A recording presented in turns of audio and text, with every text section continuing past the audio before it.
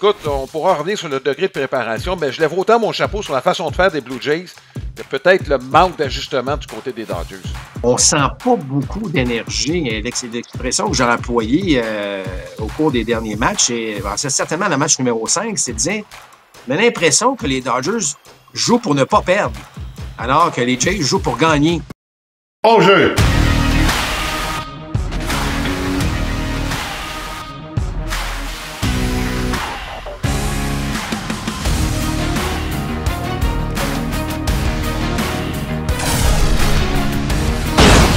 Deuxième prise! Compte complet! Le balado Côte complet est présenté par Don Match, à Boucherville et au Saguenay, votre centre d'entraînement et boutique de baseball avec cage de frappeur intérieur et lance-balles, fier partenaire de votre passion. Voici vos animateurs, Alain Husereau et Mark Griffin. Bienvenue à Compte complet, Alain Husereau et Mark Griffin. On va s'attarder exclusivement sur la série mondiale qui se déroule entre les Blue Jays de Toronto et les Dodgers de Los Angeles. Toronto mène la série 3-2 contre les attentes de plusieurs observateurs. J'en suis. Moi, je lève mon chapeau à ce que j'ai vu depuis le début de cette série-là envers les Blue Jays de Toronto. Je suis pas impressionné par les Dodgers à tout point de vue.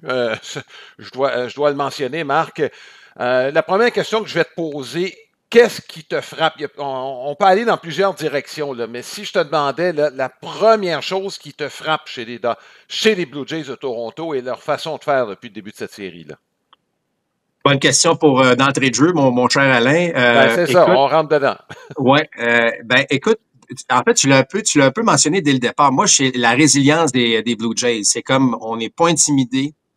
On joue à balle, on se présente là parce que les Dodgers arrivaient avec quand même cette réputation, cette masse salariale, ces joueurs talentueux, les Shohei Ohtani, champions défendants. Je veux dire, la liste est longue, là. On est arrivé là-dedans du côté de Toronto, puis on s'est dit, parfait. On arrive avec notre style à nous. Fait que c'est d'avoir implanté le style des Blue Jays. Tu sais, Alain, on va se dire, on savait là que le maillon faible des Dodgers, c'était cette relève là, qui faisait le pont entre un partant et peut-être Sasaki. Écoute, les Blue Jays sont rentrés là-dedans. Regarde le nombre de points que les Jays ont marqué en 6 ou 7e manche dans cette série-là. Ouais. Fait que ça m'a sauté aux yeux. Puis le fait que les Dodgers sont pas capables de retrouver un certain rythme en attaque et au point où dans le match numéro 5, vous avez pensé au match numéro 5 l'année passée, Alain. Alors que les Yankees étaient très sloppy en défense hier, je vais dire, pas hier, mais bien dans le match numéro 5. Les Dodgers je ne joue pas comme les Dodgers ont joué au cours des 2 dernières années. Là. Je parle pas de match. Alors, ça m'a sauté aux yeux. Oui. Écoute, Marc, là, je vais te nommer 4 joueurs chez les Dodgers. Andy Pages, Mookie Betts, Max Muncy, Tommy Edman. Les 4 ont le pire win probability added des Dodgers. Là. Et je porte mon attention sur Mookie Betts. Pourquoi, Marc? Moi, je pense que c'est le joueur clé. Dans la mesure où on ne veut pas affronter Ohtani. Ohtani, sur la fin, doit faire du dommage à un moment donné. Les Blue Jays l'ont compris. On va lancer autour. Il y a des circonstances où tu ne peux pas lancer autour. Par exemple, si tu as des coureurs sur les buts, puis si tu as le point égalisateur au premier, c'est un peu traite de l'envoyer au deuxième alors qu'il y a moins de 2 retraits. Premier frappeur de la manche, on connaît les probabilités. Les Blue Jays sont au courant aussi. Donc, pour pallier ça, il faut absolument que le deuxième frappeur qui suit Ohtani produise. Puis là, on a été capable de complètement l'éliminer de la carte. Parce que si Betts produit, là, tu peux plus lancer autour de Shohei Ohtani, parce que sinon, tu vas payer en double. Mais ça fait... écoute, la tenue de Mookie Betts, moi, je trouve, fait énormément mal aux Dodgers de Los Angeles. Je pense que c'était la clé.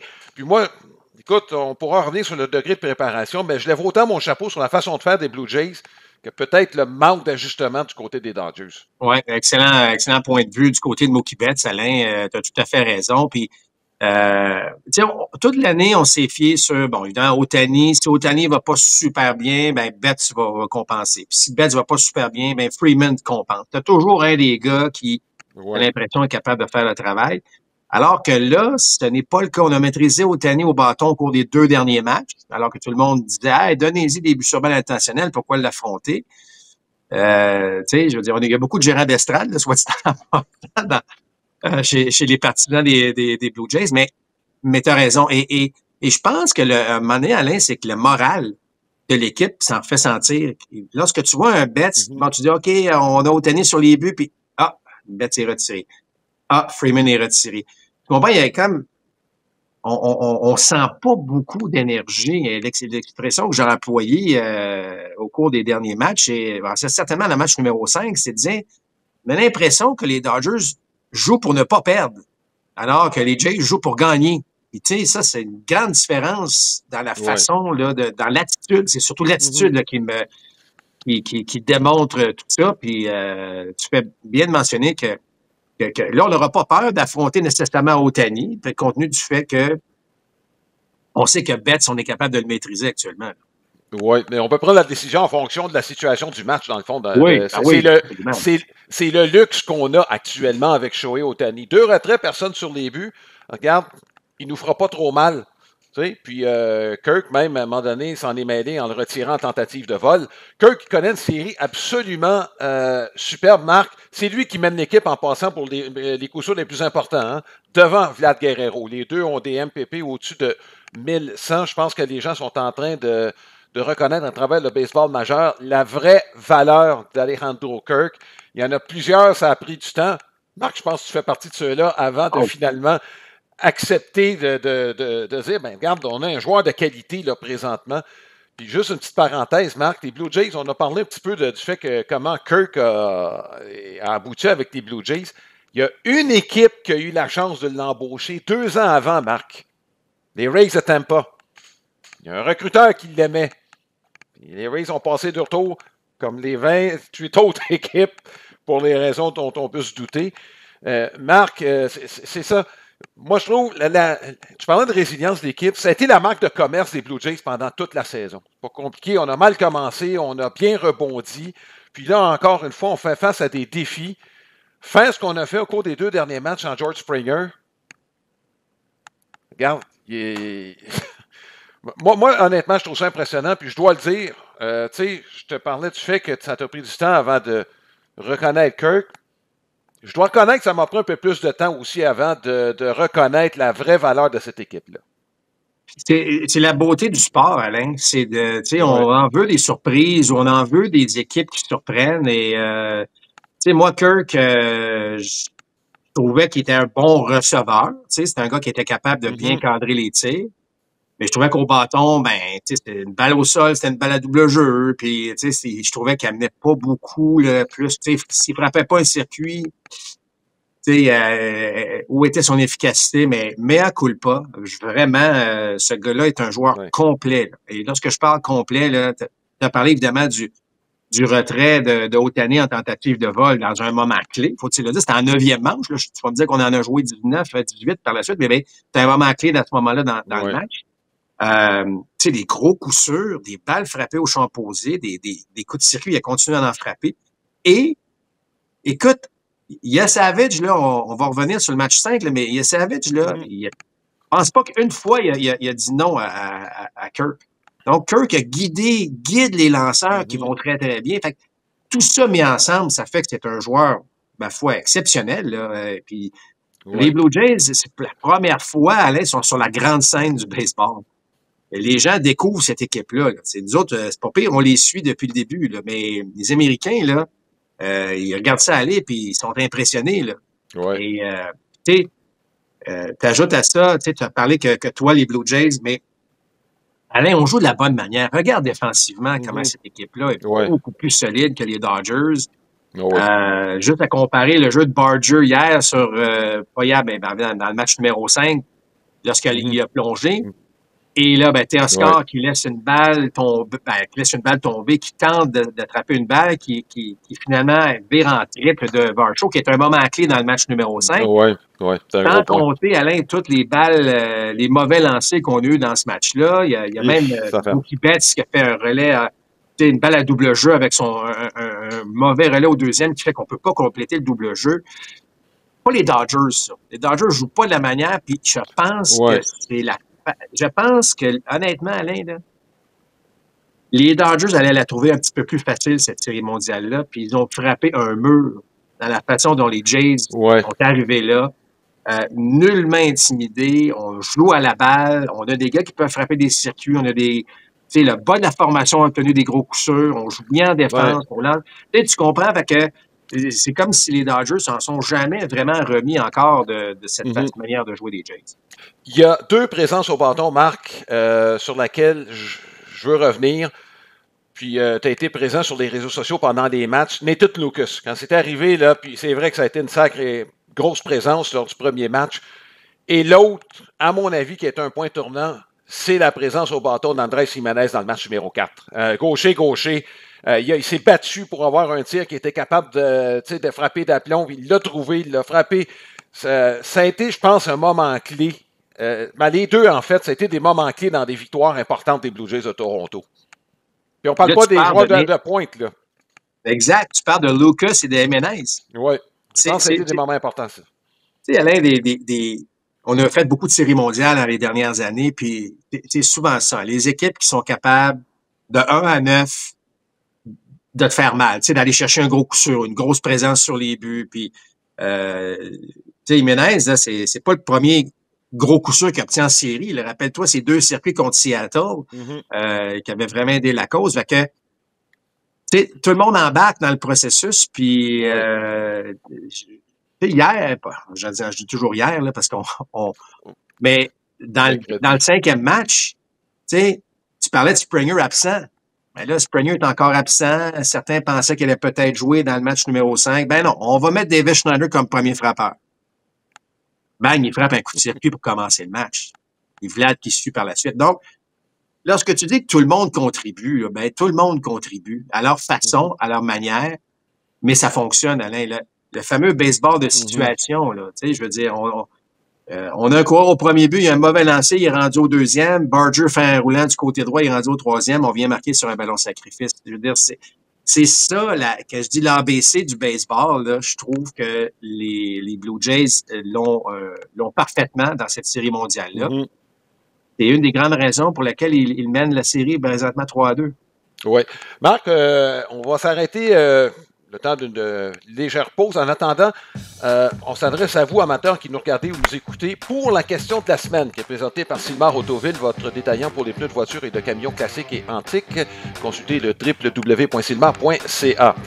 Le 6e match, les Blue Jays vont confronter à Yoshinobu Yamamoto. Est-ce que les Blue Jays vont être capables d'en venir à bout? Je vous propose cette question-là.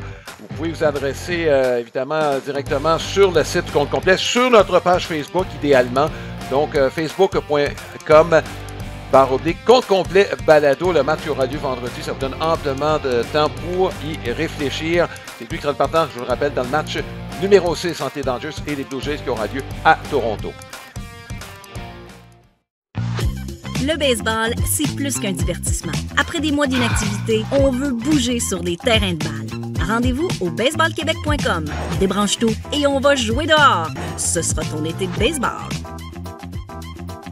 Alain, je prends aussi quelques instants pour souligner notre partenaire principal plan de match, boutique de baseball et à Boucherville et à Jonquière. Boucherville, il y a des cages intérieures aussi, des cours privés au cours de l'hiver. C'est la période pour déjà se préparer pour le printemps prochain. Allez sur la boutique en ligne qui est boutiqueplandematch.com. Tout est disponible sur cette plateforme. Elle est évidemment vous équiper donc pour la prochaine saison. On les remercie. Si vous voulez plus de détails sur notre balado, vous avez qu'à visiter notre site internet qui est le www.comptecomplet.com. Il y a plein de sujets sur lesquels on peut parler de cette série mondiale. Marc, il faut absolument revenir sur le match de 18 manches qui a été livré entre les Blue Jays de Toronto et les Dodgers. À mes yeux, ça devenait de plus en plus clair que les Blue Jays étaient sur du temps emprunté. Tu as fini le match sans Springer, sans Bichette, sans Kirk et sans Barger. C'était l'équipe B qui était rendue sur le terrain. Avec tout le respect que j'ai pour tous ceux qui ont contribué à la cause, ça te prend tes gros gars. Il ne restait à peu près que Guerrero. Donc, tu sais, à un moment donné, là, trop, c'était peut-être trop là, pour les Blue Jays. Oui, non, puis, tu sais, Alain, je pense que tu gères une partie de baseball comme gérant, tu le gères pour 9 manches. Tu gères pour gagner l'intérieur de 9 manches. Ouais. C'est sûr qu'à un moment donné, tu t'en vas en manche supplémentaire, mais regarde, même les Dodgers, on songeait, écoute, Yamamoto était rendu en train de s'échauffer en 18e, là. Ben oui. Tout le monde était rendu mal pris. Mais effectivement, il y a quelques changements. Moi, c'est le changement de Barger qui m'a un peu chatouillé. Alain, je veux dire pourquoi? Parce que on venait de perdre Springer. Évidemment, tu peux pas le prévoir, là, tu peux pas prévoir qu'un joueur se blesse, mais on venait de le perdre. Et on venait d'enlever Bichette. C'était correct, c'était pas un prévu. On sait qu'il avait encore son genou amoché. Bon, alors tu perds Springer, tu perds Bichette. Tu sais, garde Barger. Tu comprends? Parce que Barger, est pas mauvais en défense. Là. Je veux dire, c'est pas, on l'a vu au cours de la série. Puis c'est un bon coup de bâton. Puis là, finalement, Myles Straw a eu 3 ou 4 présences au bâton par la suite, où on aurait pu aller chercher une victoire, parce que Myles Straw s'est présenté au bâton une fois certainement, avec des coureurs en position de marquer. Fait que ça a été peut-être la décision, là, parce qu'à un moment donné, quand t'enlèves Kirk, ça fait 13, 14 manches qui agit comme receveur. Il y avait des raisons derrière tout ça. Mais effectivement, à la fin, on a eu quelques petites chances. Lorsque Kershaw est arrivé avec les buts remplis contre Nathan Lucas, si coup sûr, but sur balle, il y a un point qui se marque là. Trop facile après de dire on aurait dû faire ça, on aurait dû faire ça. Là, c'est le sport parfait pour. Mais dans ce cas-ci, moi, le seul changement que j'aurais fait du côté des Jays, là, c'est que j'aurais gardé Barger dans la formation. Au lieu d'amener Myles Straw comme coureur suppléant là, dans une situation où il était loin d'être certain qu'on allait marquer un point dans ce match-là.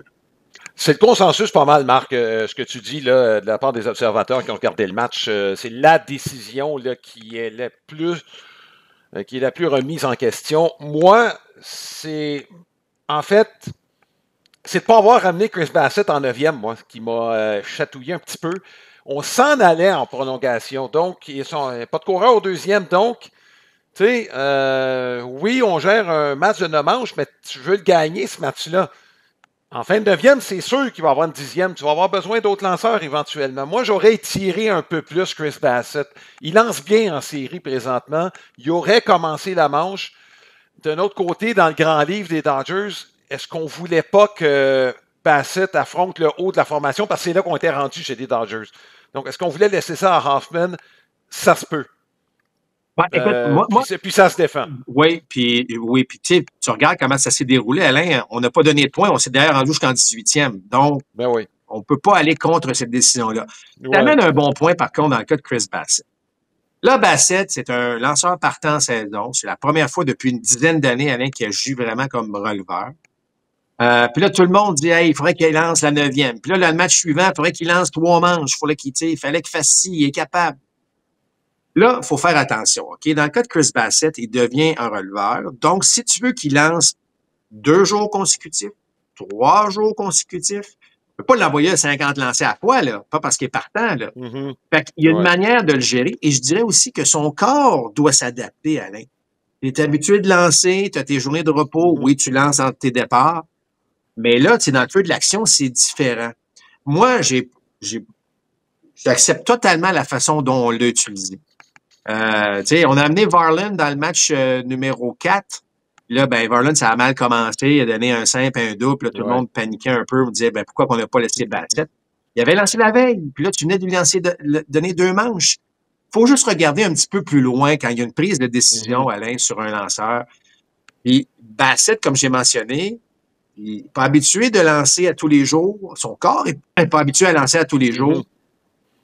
Il faut lui donner le repos nécessaire parce que si on avait eu besoin hier, dans le match numéro 5, on aurait pu utiliser Bassitt. Il aurait été disponible. Mais si tu lances, il fait lancer la manche supplémentaire la veille, là, il ne sera peut-être pas disponible. Mais Alain, on va se le dire, il a stabilisé les releveurs de fin de match. Dominguez, correct, ça va, il n'y a pas de problème. Moi, c'est un gars de confiance. Hoffman va très bien, de toute évidence. Mais ça te prenait aussi...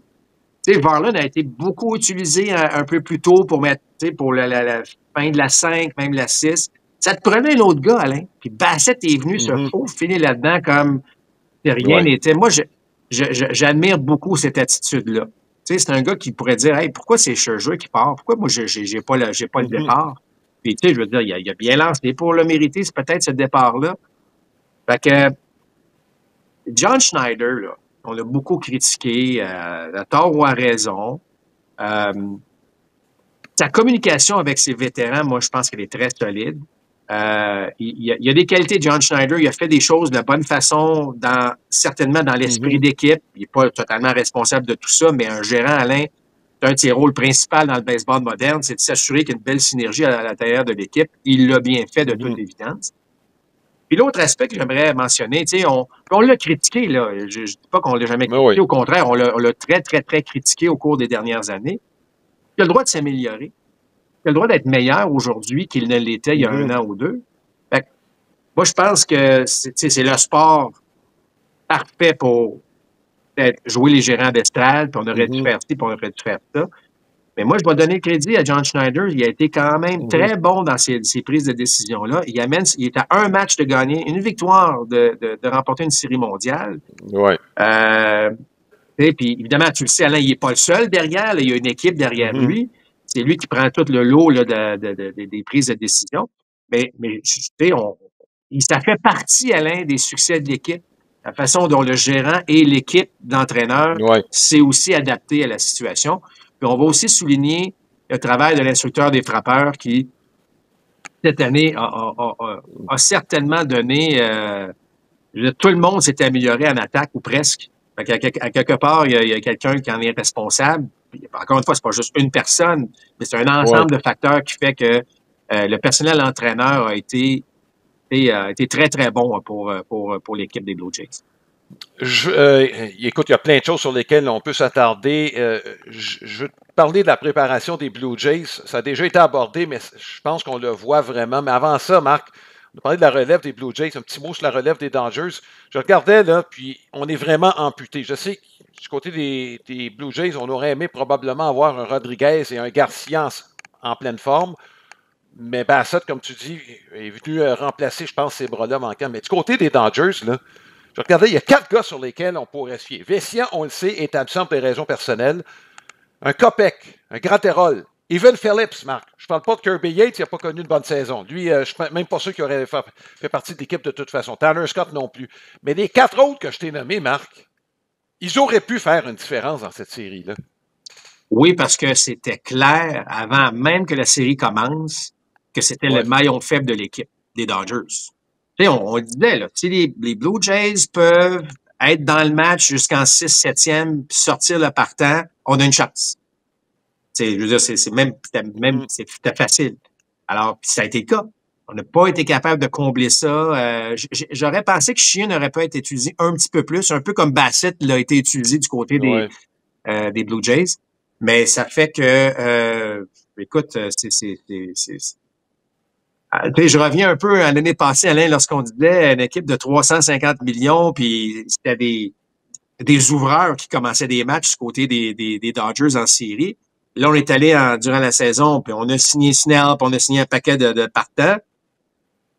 Ben là, on se retrouve évidemment avec un manque de releveurs. Puis oui, il y en a plusieurs sur les des blessés, mais on n'a pas été capable de combler la perte de ces releveurs-là, qui fait que les Blue Jays, Alain, ont complètement sauté sur cet aspect-là des Dodgers pour en profiter. Ben, ça m'amène au niveau de préparation, Marc, des Blue Jays de Toronto au cours de cette série. On en a parlé, Marc, dans la première série qu'ils ont disputée. Les fameuses journées de congé, finalement, on a appris. Puis c'est clair, notamment dans le cas de Vlad Guerrero. Lui, on l'a replacé. Rappelle-toi, la dernière semaine, Marc, tu regardais ça, puis tu grinçais des dents pas mal. Là. Son élan, c'était... S'il se regardait lui-même, probablement qu'il partirait à rire aujourd'hui. Mais c'est que tout le monde... Avant cette série-là contre les Dodgers, ce que je regardais, c'est que le taux de contact était non seulement élevé, c'est la qualité des contacts. On frappe la balle d'aplomb.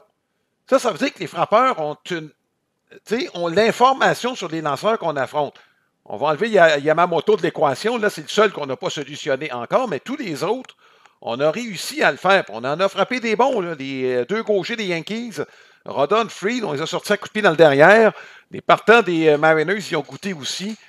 On était prêts, on est préparés. Puis c'est la même chose pour les lanceurs. On a mal fait paraître les frappeurs des Dodgers de Los Angeles dans cette série-là. Marc, le MPP est en bas de 700 là, depuis le début de cette série-là. Moi, c'est vraiment le niveau de préparation des Blue Jays qui m'impressionne dans cette série-là.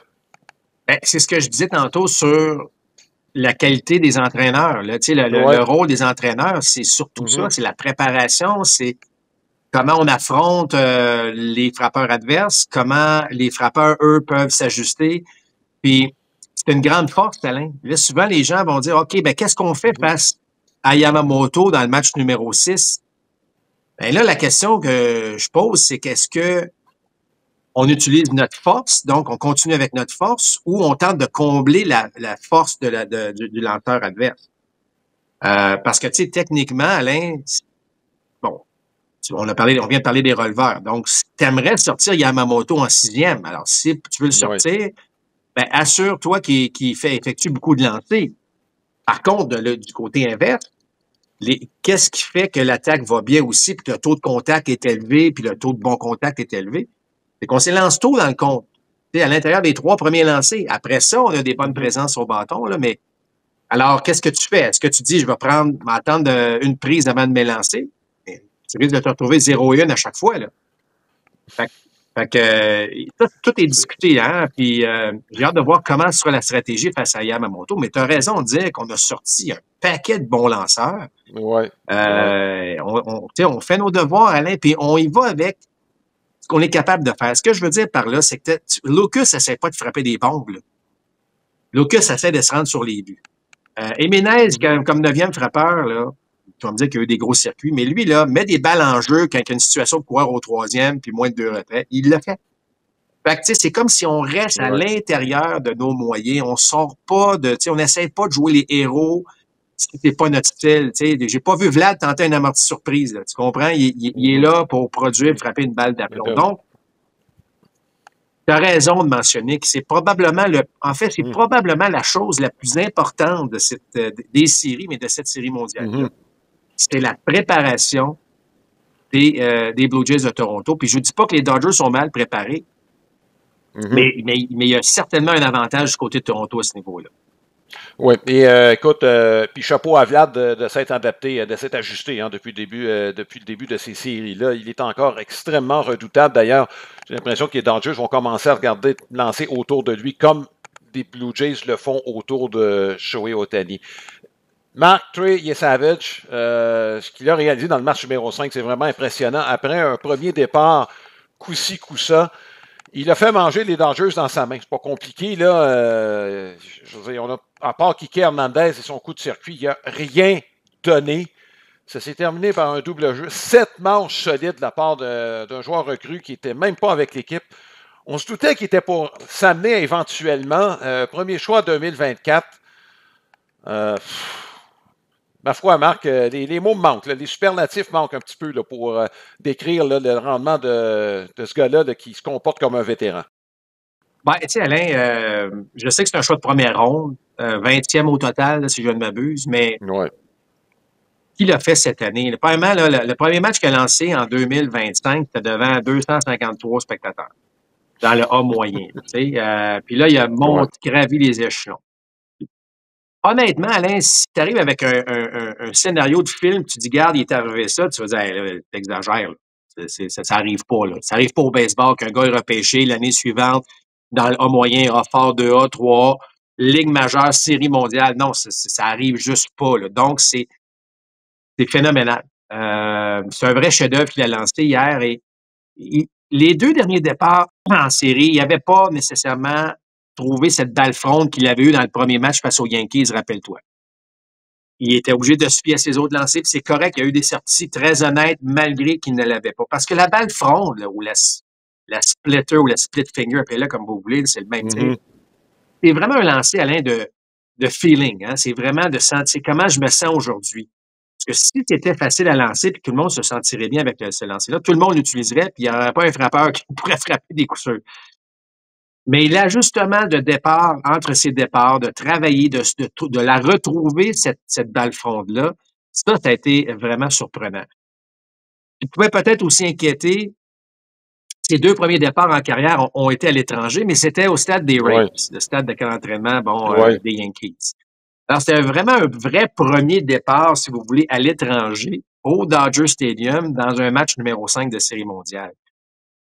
Tu sais, c'est du sang-froid, pas possible, Alain, d'arriver de même puis de maîtriser une attaque. Je sais que l'attaque des Dodgers ne va pas bien, mais donnons plus le crédit aux lanceurs des Blue Jays. Vraiment, vraiment impressionnant. Moi, j'ai utilisé l'expression, ça a été un chef-d'œuvre au Monticule. Vraiment, là, de le voir aller. La synergie avec Alejandro Kirk est quand même assez impressionnante. Regarde, c'est ça. C'est une des raisons principales pour lesquelles les Jays se retrouvent dans cette situation-là. C'est Trey Savage. Il fait partie encore une fois de ce gars-là qui amène son équipe plus loin. Il ne peut pas faire tout seul, mais ce qu'il a fait, là, c'est vraiment impressionnant. Oui. Bien, Marc, on verra si on va être capable de terminer le travail parce que c'est le temps de la carte de baseball de la semaine. Présentation de cartes, tradeuniondépôt.ca. C'est votre détaillant de cartes sportives et non sportives. Plus de 60 000 articles en vente sur eBay et une cote parfaite de satisfaction.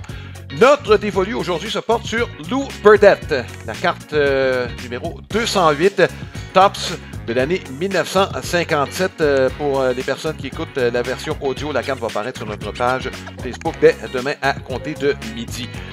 C'est une carte typique des années 1957. C'est une photo, c'était un gros plan. C'est à peu près ce qu'on voyait dans les années 50 avec des couleurs qui ne sont pas parfaites. Faut dire qu'on était à peu près dans les premières 10 années là, de l'évolution de ces cartes de baseball. Qui est Lou Burdett? C'était un lanceur des Braves de Milwaukee, Marc. Jouait dans l'ombre de Warren Spahn qui est au temple de la renommée, plus de 360 victoires. Là où il a fait sa renommée, Marc, c'est qu'il a gagné 3 fois en Série mondiale de 1957, dont le 7e match contre les Yankees de New York. Il a eu une longue carrière qui a été entachée par la suite, Marc, en raison, il faut bien le dire, là, de sa réaction face à l'arrivée des Noirs dans le baseball majeur. Puis il y en avait un très bon au sein de son équipe qui était Hank Aaron. Tu sais. Donc, malheureusement, son comportement à l'endroit de ses propres coéquipiers a été suivi à de nombreuses reprises à la suite de sa carrière.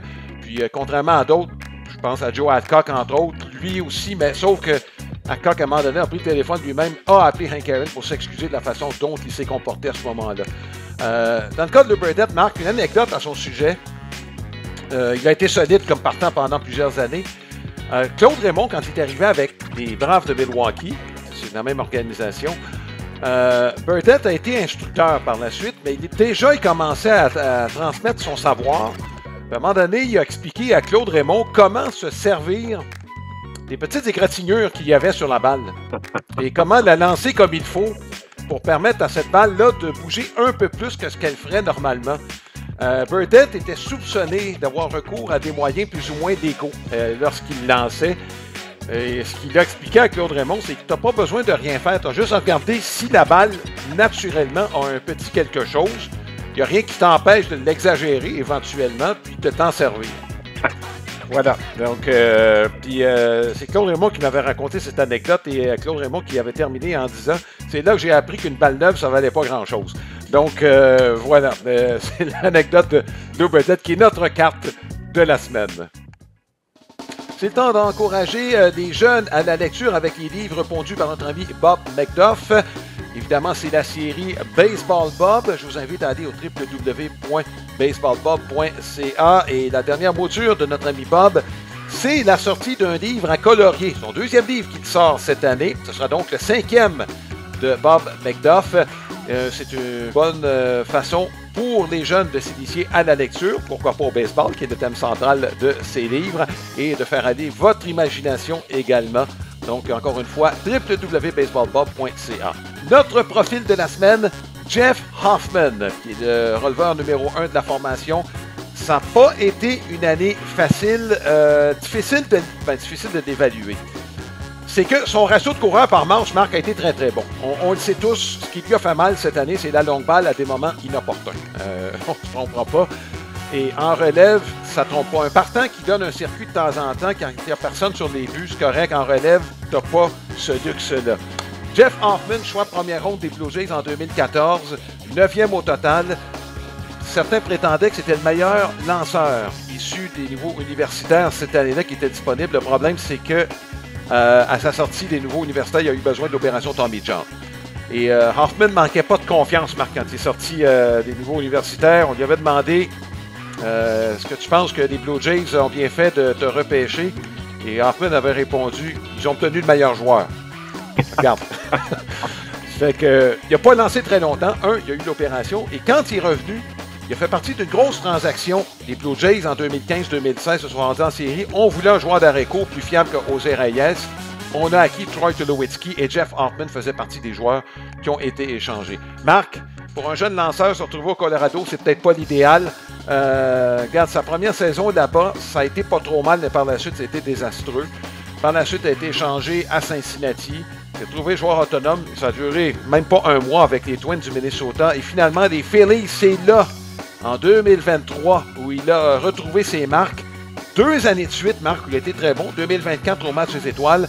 Et là, bien évidemment, il y a une certaine controverse au cours de l'entre-saison. Baltimore était sur le point de l'embaucher comme joueur autonome. Des examens médicaux qui n'étaient pas à la satisfaction, dis-je, de l'équipe médicale des Orioles de Baltimore. On a décidé de ne pas l'embaucher. Puis finalement, on se retrouve avec les Blue Jays de Toronto. 2e séjour pour Jeff Hoffman. Plus mature, Marc. Plus en contrôle de ce qu'il fait. Et quand je dis en contrôle, c'est à tout point de vue. Son ratio de but sur balle, Marc, avant sa venue avec les Phillies, c'était au-dessus de 4 par 9 manches lancées. Il a baissé ça en bas de 4.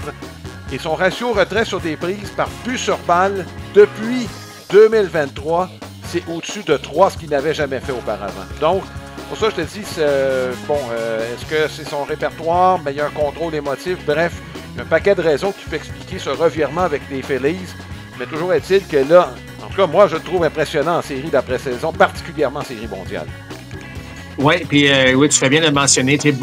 Beaucoup de maturité, selon moi, Alain, dans son travail au cours des dernières années. Je pense qu'il a appris beaucoup sur lui, son rôle.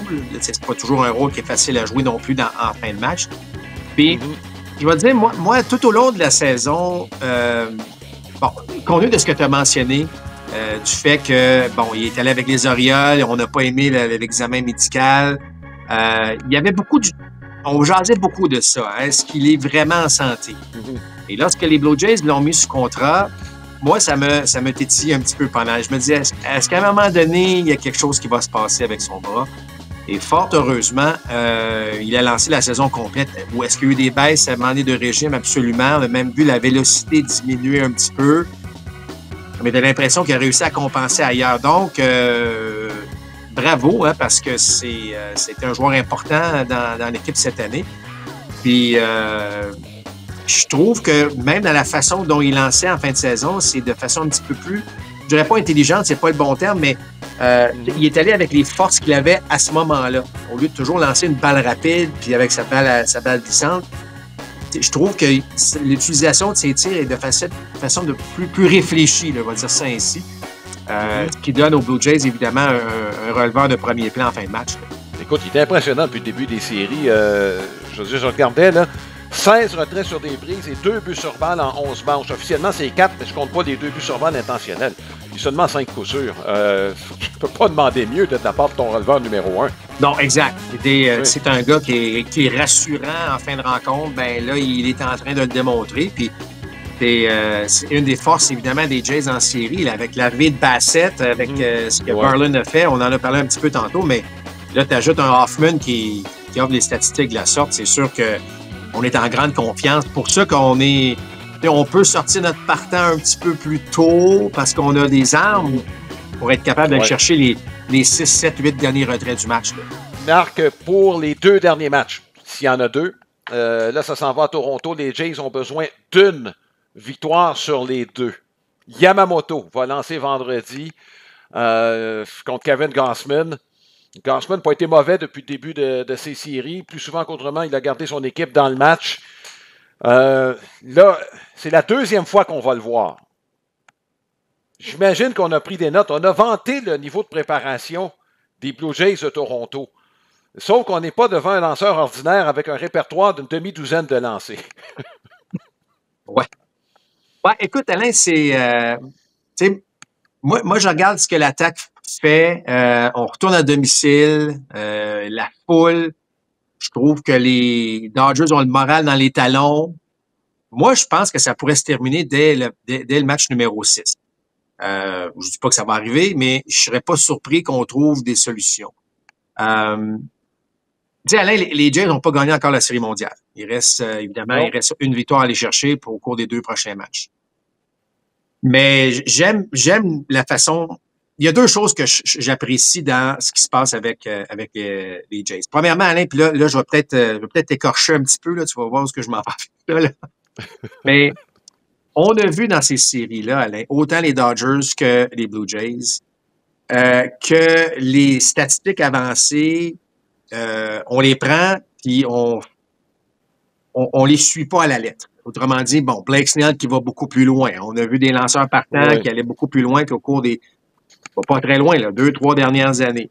Alors, je trouve que là, on a appris que c'est côté hybride. Alors, ce que je vois, ce sont mes besoins, compte tenu des circonstances, il faut que je prenne telle décision. Alors qu'on sait que pendant quelques années, 5-6 années, là, c'était, ben garde, c'est ça, Snell, après 5 manches, tu t'en vas, puis on en met un autre. Ça, c'est quelque chose que j'apprécie. Mais ce qui est encore plus le fun de ce qui arrive, Alain, c'est la manière dont les Blue Jays sont bâtis. C'est pas une équipe qui est bâtie, c'est pas une équipe unidimensionnelle qui frappe que des gros coups de circuit.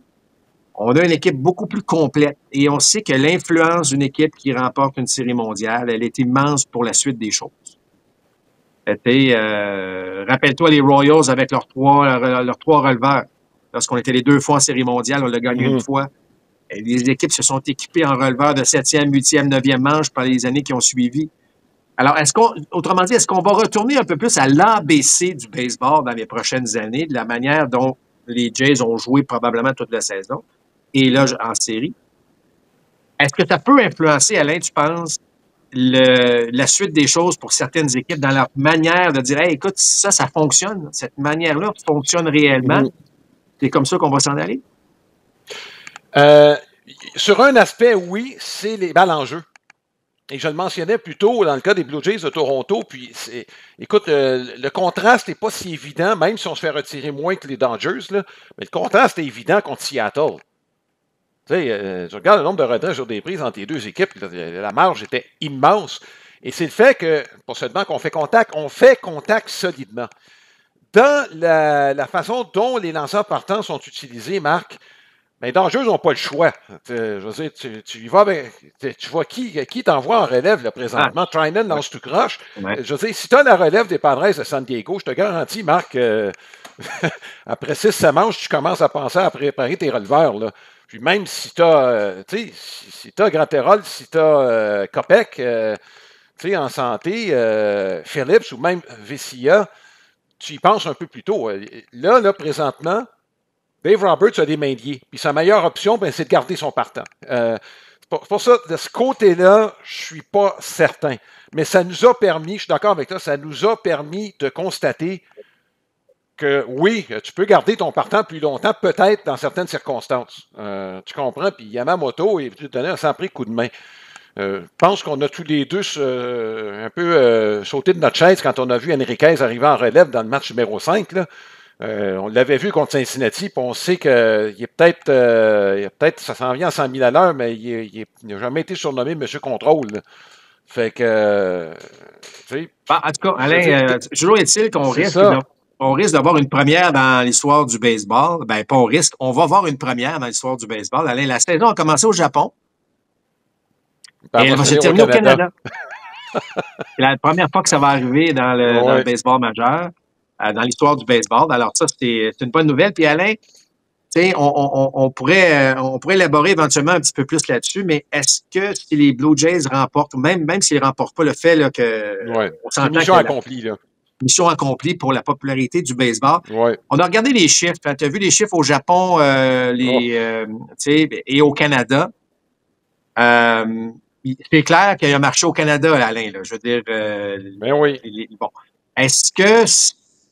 peut faire réveiller du monde pour dire, hey, écoute, il y a un marché, je veux dire, au Québec, ça a explosé, là. Ouais. En tout cas,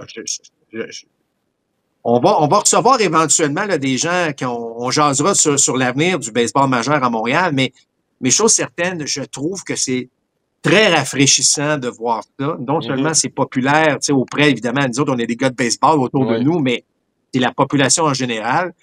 Il y a quelque chose là, Alain, puis le baseball en prend des notes. C'est les meilleurs codes d'écoute depuis des années. Puis tu as une équipe qui est canadienne là-dedans, là. Oui, grâce au marché international, il faut bien le mentionner. Là, d'ailleurs, ce qui me ravit, Marc, c'est que, comme ça, c'est dit très optimiste quant à la possibilité qu'on ait les meilleurs aux Jeux olympiques. Tu comprends, en 2028. On a toutes les raisons d'y être. C'est aux États-Unis, en passant. Ce sera aux États-Unis. Il faudra régler quelques dossiers avant, dont celui de la convention collective. En tout cas, on ne parlera pas de ça tout de suite, Marc. Il y a une saison à jouer auparavant. Mais moi, j'ai confiance qu'on pourra éventuellement le faire. Ça va prendre du tordage de bras, Marc. Les propriétaires sont très soucieux. On investit beaucoup d'argent pour que nos meilleurs nous aident, nous. Ces propriétaires-là n'ont pas tendance à travailler beaucoup en équipe. Fait que, et c'est pour le bien du baseball qu'on le ferait, Marc, si on s'en allait aux Olympiques avec les meilleurs. Toi, tu as participé aux Olympiques. Il n'y a rien de tel. La classique du baseball annuel, ça nous a permis d'avoir une belle fenêtre, mais il n'y en a pas comme les Olympiques. Moi, je pense qu'Alain, c'est une occasion en or. Et les codes d'écoute des derniers Jeux olympiques au Japon ont prouvé à quel point les Japonais adorent le baseball. On le voit encore d'ailleurs en série mondiale. Ouais. Mais Alain, le baseball est de plus en plus populaire dans certains pays d'Europe. Et le temps là, d'être sur la grande vitrine du monde du sport, là. Moi, je pense que ça serait fantastique. Le basketball à l'époque, lorsqu'on a décidé d'amener le Dream Team, là, le basketball a explosé par la suite. Moi, je pense que je comprends les propriétaires, Alain, il y a les risques de blessure, puis c'est pas toujours évident, puis c'est pas le fun. Mais si tu veux valoriser ton sport, puis faire en sorte que ton sport est encore plus populaire, je pense qu'il faut aller de ce côté-là. Je suis bien d'accord avec toi, Marc. Match numéro 6 ce vendredi. Y aura-t-il un match numéro 7? Tout ça est ouvert. Les Dodgers, les Blue Jays, c'est-à-dire, sont en excellente position. 2 matchs à domicile. On n'en a qu'à en gagner un seul. S'il y a un 7e match, on verra Max Scherzer. Marc, si on est pour utiliser Max Scherzer, il faut que ce soit comme partant. Ce gars-là est trop fragile. Physiquement, a besoin de sa préparation. Je ne suis pas sûr qu'il va être là longtemps. Mais je pense que si on est pour l'utiliser, si c'est dans les plans, il faut que ce soit en début de match. Oui, absolument d'accord avec toi. La mèche peut être très courte, effectivement, mais commence avec lui. Tout le monde est disponible. Tout le monde sera disponible. Yassavage, je pourrais lancer une manche même parce qu'il va avoir eu 2 journées de congé. Bieber, c'est la même chose, lui encore plus. Lauer va être disponible. Si on a à aller chercher 2 manches, 6-7 retraits, tout le monde va être disponible. Dans ce match-là, peut-être moins Gausman qui va lancer parce qu'il va avoir lancé le match numéro 6, là, mais je suis d'accord avec toi. Si on a utilisé Max Scherzer, il faut que ce soit comme partant. Et ça sera le cas d'après moi. Oui. À suivre. Merci de nous suivre. Évidemment, on va regarder ça avec grand intérêt. Marc sera présent sur les réseaux sociaux si vous voulez échanger avec lui en vue du match de vendredi. Est-ce que tu auras congé samedi, Marc? On verra ça vendredi en fin de soirée. On vous souhaite du bon baseball, tout le monde. Salut. Balado compte complet vous a été présenté par Plan de Match à Boucherville et au Saguenay, fiers partenaires de votre passion.